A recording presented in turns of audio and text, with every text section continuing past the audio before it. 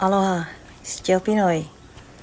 Today is Monday, Ilocano word of the day, Monday.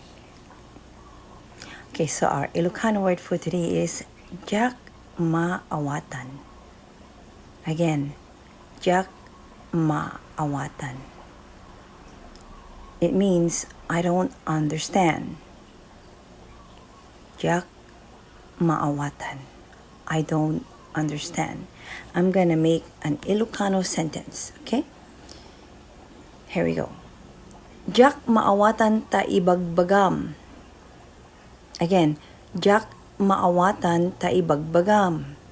It means I don't understand what you're saying. Diak maawatan ta ibagbagam.